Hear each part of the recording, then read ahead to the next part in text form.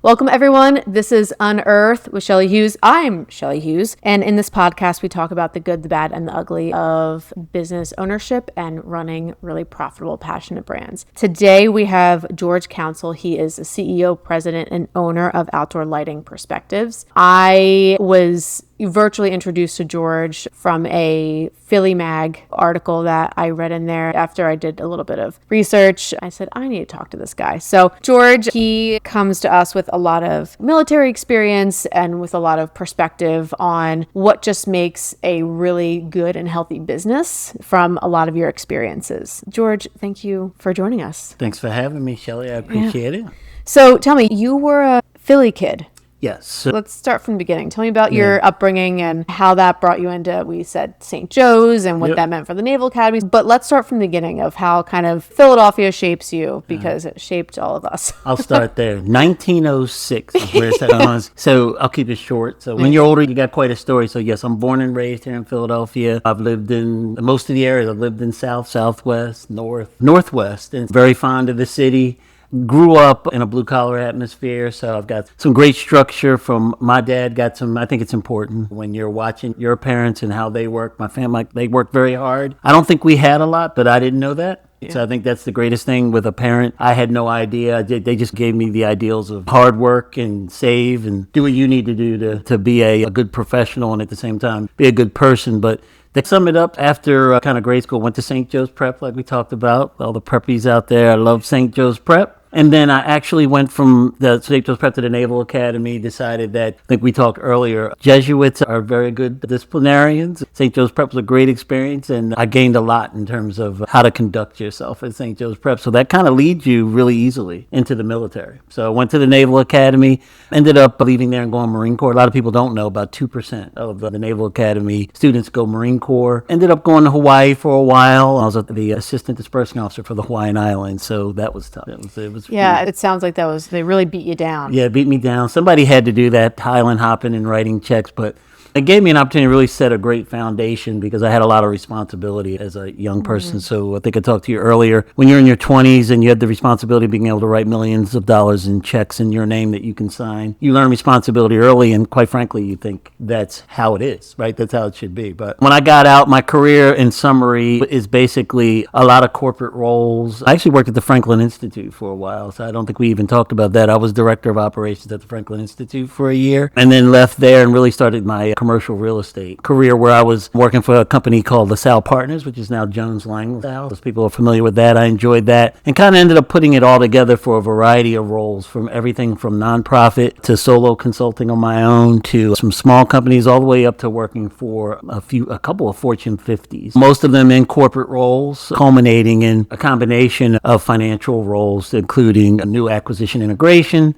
and some other great financial and fleet management and administrative roles in some large. To top that, also to finish that, I ended up leaving the corporate world, thought about early retirement, and that lasted 6 weeks for those of you who have tried that. And know that you're never going to be still. So I know I'm going to be rocking and rolling until I'll probably be working and trying to send a final text before I just call it a day. In the grave, I'll be typing one out. But ended up deciding to buy a franchise called Outdoor Lighting Perspectives. Chose that because I'd worked in a lot of different types of businesses, and I wanted a business that was a high margin business. I wanted a high value, low kind of product transaction. This was perfect for me, and the EBITDA was fantastic. I wish I could tell you that I was so excited about the outdoor lighting perspective and the lighting part, which I am now, but it really all started with the financials. I feel like there's two different kinds of entrepreneurs. There are, and if you can figure out be both of them, I feel like the gold star, I have this huge passion for this thing and I have this purpose and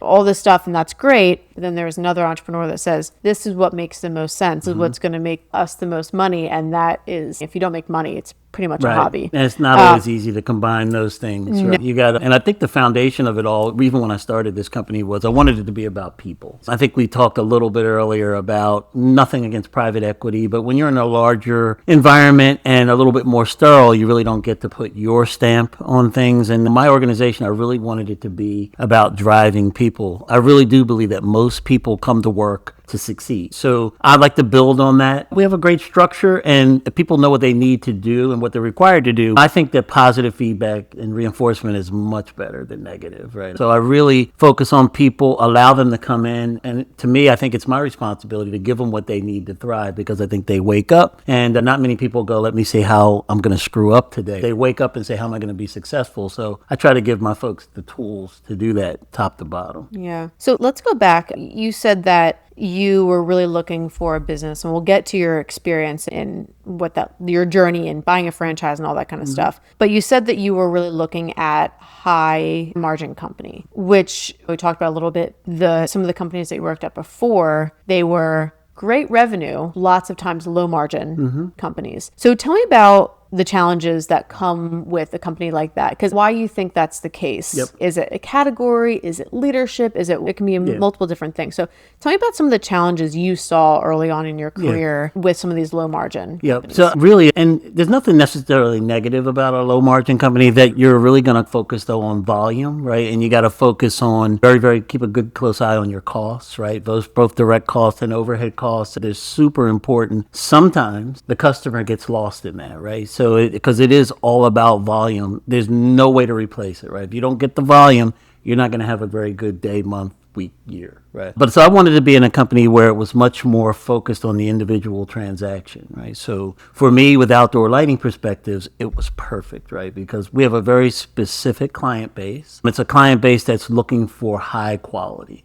They want high quality. They're not necessarily focused on price, right? But to a certain degree, right?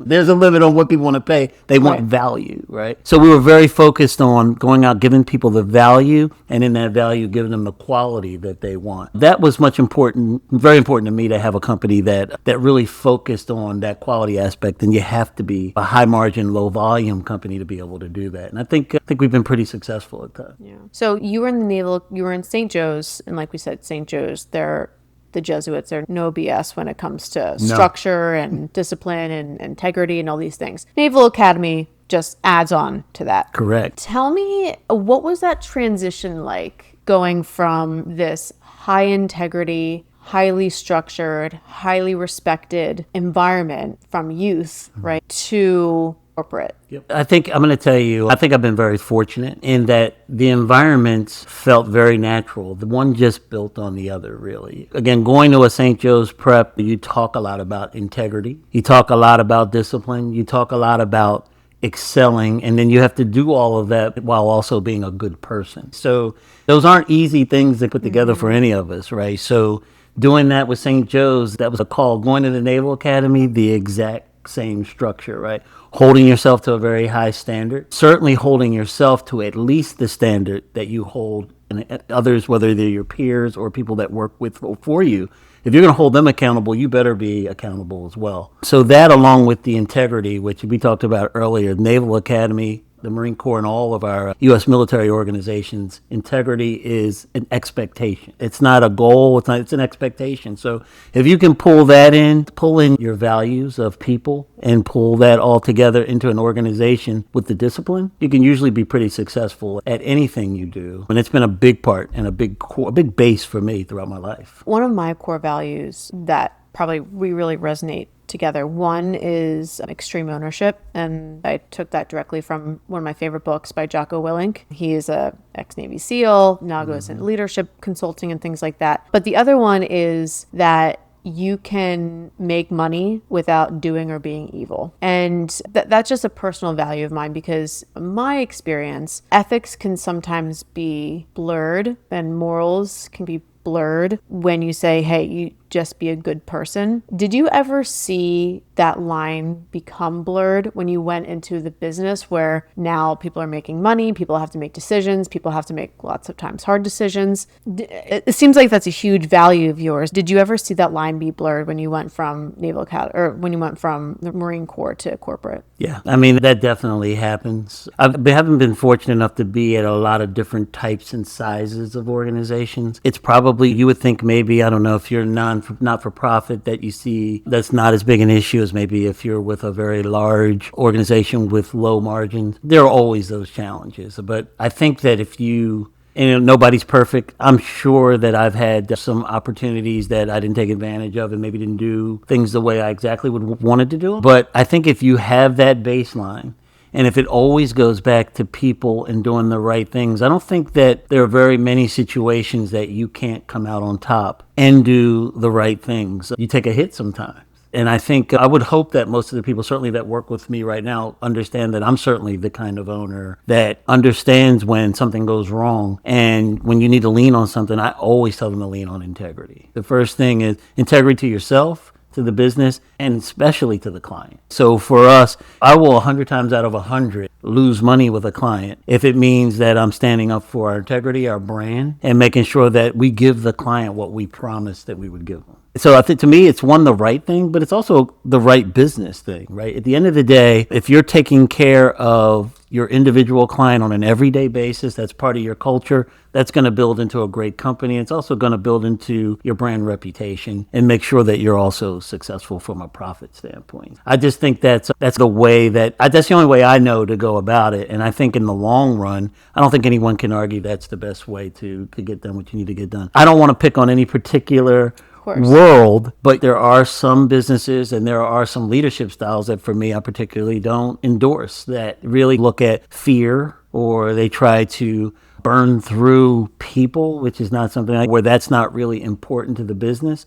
And some of them are probably going to be successful that way. But I'll be honest with you, sometimes I don't know how the people who lead those organizations sleep at night. I like to sleep. So I like to make sure I'm doing the right thing for people and also doing the right thing for the business. Yeah. So it seems like leadership to you is huge, because everything you're saying, it all goes back to leadership and being that strong leader that's very clear in expectations and very clear about the kind of culture that you want to build. So tell me about, and obviously when you come from St. Joe's and you prep and you come from the military, there's very clear lessons in leadership there. So if you could just walk me through just what you kind of learned, some of the experiences you had in those environments, what you saw in the corporate space, and how that either positively or negatively impacted you for your leadership style today. That's interesting, because I will tell you one story, and the people around me, one thing I do is I repeat the same stories over and over again. So hopefully they all forgive me if you heard this story, if people are watching this that know me. But when you come out of the military, one of the things that you have to adjust to,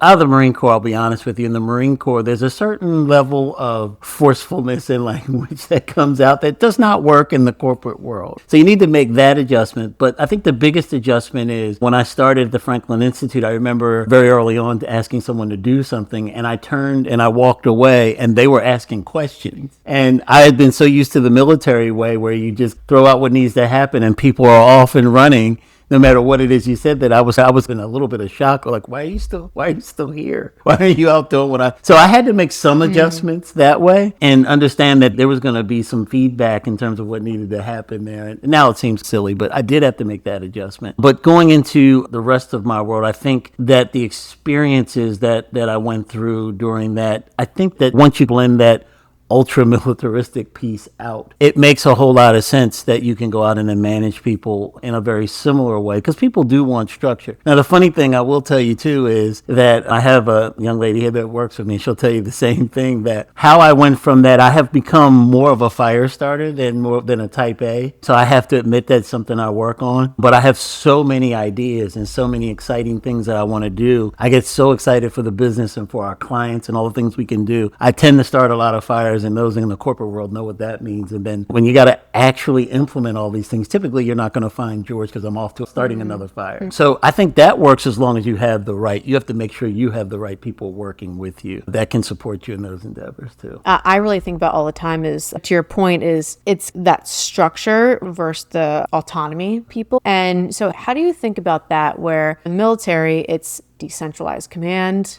and I guess, again, one of my favorite books is Extreme Ownership by Jocko Willink. So I'm very interested to see I do not have military experience. How can I take how the military works and apply it to business?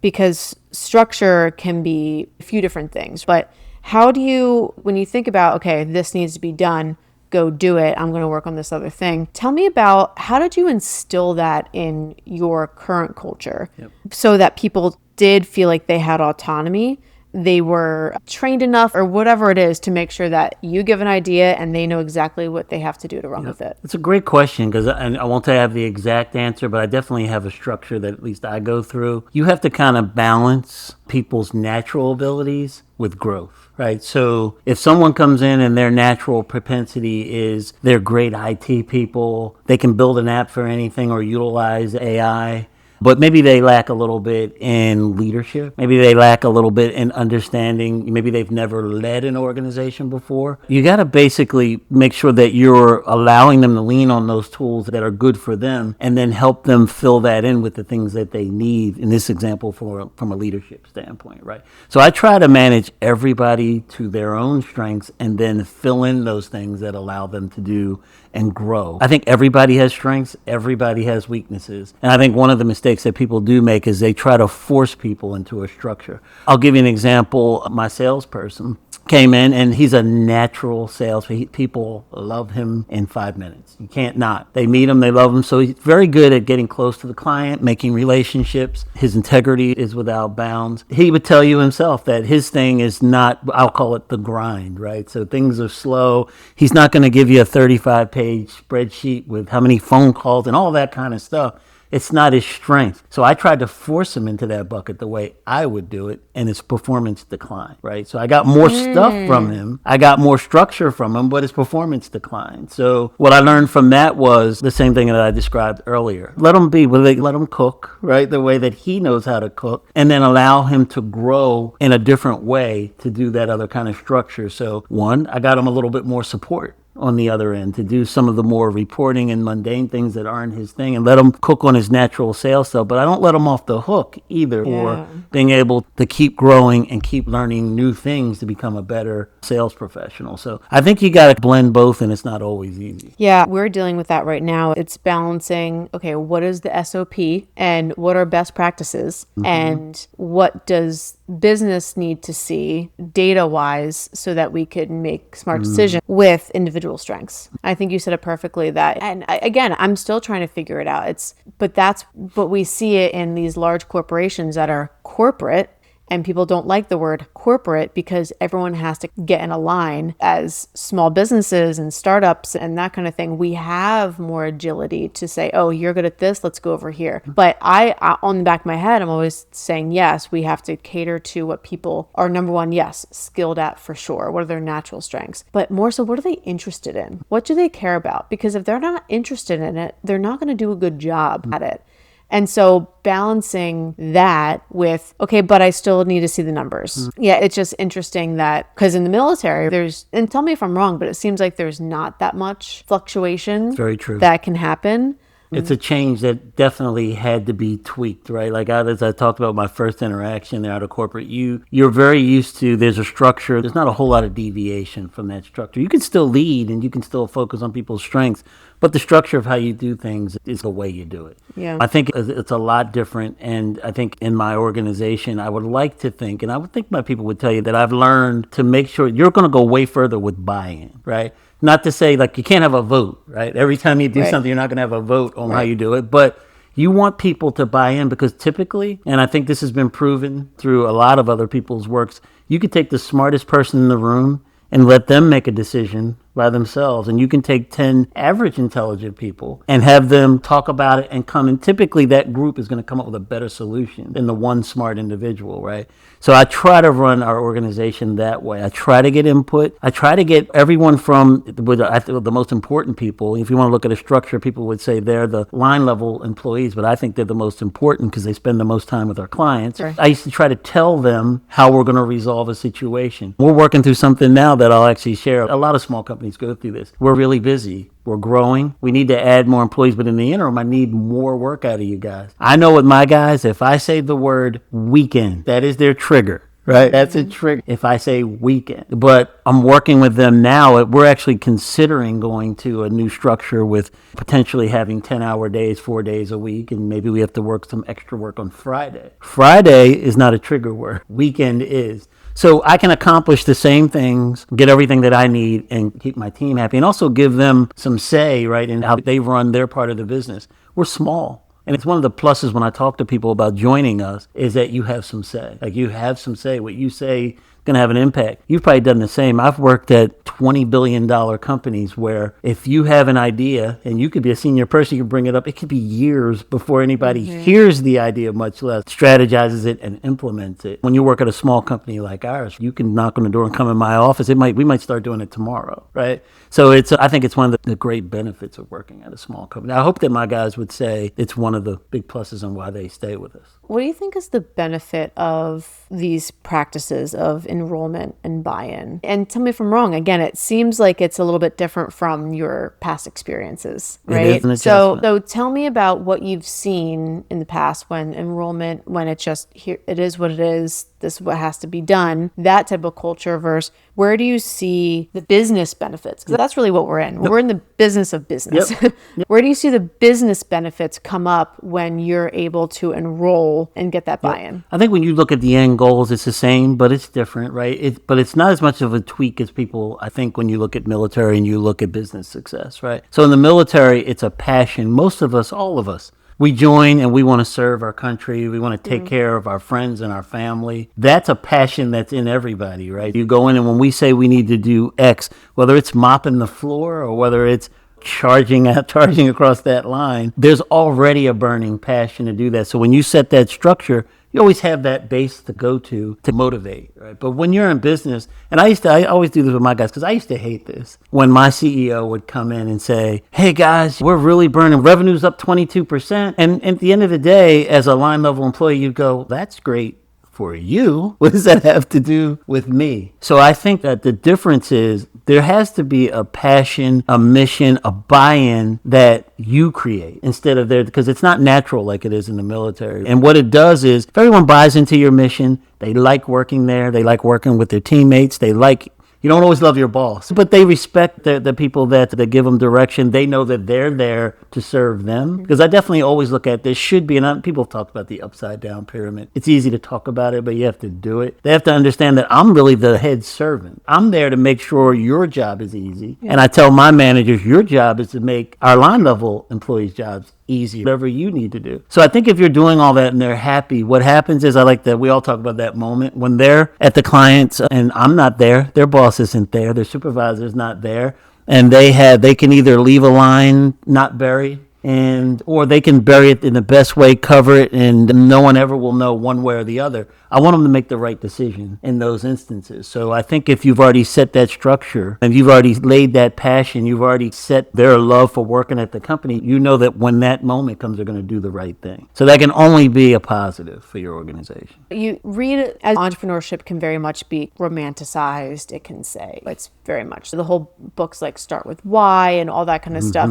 Sometimes it's really hard in some companies to have a true purpose and vision and this crazy mission statement of getting PCs in every single home. Yep. So I would love to hear how you approach that when, especially with the younger generation, they want this, they want to be part of something bigger than themselves and stuff like that. So how you approach that, and especially because it's not like you have a passion for lighting necessarily. I do now. I didn't want to start. I do now. So you do. Okay. So you do now. Okay. So maybe there's something there, but just with especially this new generation with people who they're line level employees, they're really here to get a nice, good paycheck. And I feel like it's so much harder to get them old in kind of the bigger picture. Yep. So tell me about that and some of the conversations you have of creating that shared mission. Yep. I think that's been a journey. I think when you're a little bit older than the other people in your organization, you tend to come at something based on your experience. And look, I think there's this truth to generations, right? We all grow up with a different baseline. Yeah. I think one thing I do is I talk to them and I listen. I try to listen more than I used to in the past. So to listen to what their drivers are.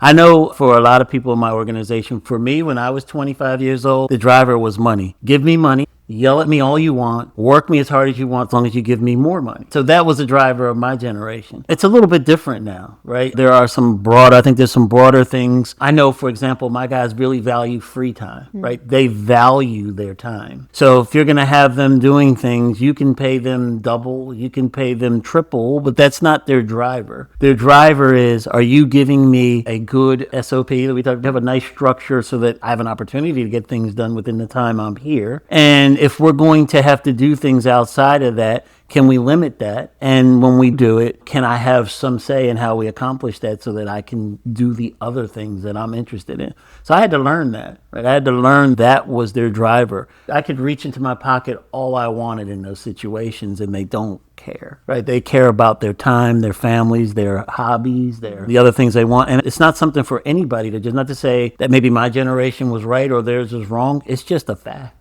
They have more things they want to do with their free time, and they're not necessarily driven. So I think learning that, and then even within that, some of my mid-level managers, learning what some of their drivers are a little bit different than that. Some are similar to our other employees, and some are driven by funds. They want to know where are the other opportunities for me to do some things. That's been my thing, just understanding the drivers and not fighting them, but trying to work with them. And do you have rituals in place? I say rituals, but routines, rules, what have you, on how to listen, right? So do you or is it more ad hoc? Are you constantly, you're constantly open? I know that's sometimes hard for me, is if I hear something like, okay, I have to write that down, or I hear something from another staff member, it's like, okay, I have to write that down. That's really important for this person. Do you start this before you even hire them? What does that onboarding look like, where, okay, you get to know them inside and out in the first few weeks? Or is this kind of an ongoing, or do you have a quarterly meeting with them to re-ask this question? What do you actually care about? Or is this just like an ongoing, hey, my ears are always open? I think I've improved on this over time. I wish I could tell you that I hired my leadership team and I had this great plan laid out to have them fill in all the different gaps. It just so happens that my leadership team, I would say the four of us are very different. Like I said, I'm the fire starter. I have a salesperson who is very intuitive and very much in touch with the client and what the client's feeling and they need. I have my operations manager is very good at putting together software structure in order to make sure that we're doing everything we need to. He's very IT focused. And then I just brought in a marketing manager who is very good at all of those things. And I'm hoping to move forward into a general management role at some point. And I would say, pulls all the other three of us as leaders together and gets to a good solution. So that's been kind of luck. But to answer your question, do I do it ad hoc? I do a little bit of that, but we do meet and talk at least on a weekly basis as a group. And you talked about listening. I had to learn how to listen. So even though I am about my people, I still have that little thing in the back where and I talked to you earlier, I will talk and talk. And in the end, I'll look and everyone will be nodding their heads because they haven't had a chance to say anything. And then we're off and running. I had to learn to listen and believe that there are other ideas that are better than mine. I did find out after doing that and talking to my folks more in depthly that they felt the same way. I didn't really chime in and give my opinion because I felt like you'd already made up your mind on what you were doing. So I had to definitely learn what I preached earlier. I had to learn to listen and then come up with a solution from the team, because it's easy with you, right? If it's just you look in the mirror and you talk, you always tell yourself you're right. Oh yeah, that's a great idea. It's wonderful. Because you always think it's great, but I had to learn to listen. And what do you think are the elements of active listening? It seems like you obviously have to ask questions. So what are some of the practices that you either remind yourself or that you do to become a better listener, which would then in turn increase enrollment and buy-in? I definitely think it comes from the environment. You have to create an environment where people feel like, one funny thing I'll say, my wife and I always talk about, I do believe there are dumb questions. I'm sorry, I know it's probably more, there are questions that get there that are dumb. But for the most part, you need to create an environment where people feel free to express what they think is going to happen. And not from, especially we're small, and not give a political answer, but give their true feeling about what they think, because at the end of the day, it may influence, at the end of the day, I have to make a final decision. It may influence what I'm thinking. So but you have to set that culture that people know that, look, I'm going to say something, it's going to be taken seriously, it's going to be absorbed, and at least it'll have some influence on what's going to happen next. So I think the culture is the most important. How do you do that? How do you create, because I know many companies that do not do this well. What do you do? How do you create an environment where people do feel free to express what they think? I think it's a little different for small companies. So I'll speak to a smaller company. My leadership team there's 4 of us. Right. So when we're in a room, I think they have to see the impact of their input. I do think you have to hold them accountable, and I challenge them to make sure that when they come with input, come with it well thought out. Right. Come with input, do some research, talk about what you want to do, how you think it impacts the company passionately, and sway. I don't think there's anything wrong with coming in. If you have a thing, you can come in and try to sway the conversation the way you really think it wants to go. And it's good for them. I tell them it's also for their growth, right? I'd hope we're all going to be together a long time, but they'll probably work other places. I do see myself as someone that's going to help them and nurture them and bring them along. I will also say I'm very proud of most of the guys in my company. I like to tell them, and I feel the same. I told you about my background. We're not a company of people who were born with a whole lot. Right? So we're not a company of people none of us had trust funds waiting for us. We weren't going to inherit huge sums that we were at 22. We're a bunch of people who want to work hard, and we want to improve our lives and our children's lives and their children's lives, and we're willing to work to do it. For the people that come, I'm very proud that I have people, some of them, most of them have high school diplomas. Some of them have equivalencies, and I've been able to turn them into great leaders. And school is great. I'm one of the people, you need school. I'm not one, and I know that people are turning away from college and other stuff now. I'm not thinking you need it. I do think you need college. It's a very helpful as a baseline, but you don't have to go that direction. You can work and get through and get past that, and maybe go back later to get some of the structure after you turn into a great manager. But I'm very proud of the fact that we're a company of guys and ladies who want to work hard to get where we need to get to. And I think it's incumbent upon me to give them that structure to be either great line workers or great middle managers or great executives if that's what they want to be in the future. That was part 1 of our episode with George Council. Make sure you stay tuned for part 2, where we get a little bit deeper into the good, the bad, and ugly of his entrepreneurship experience. See you then.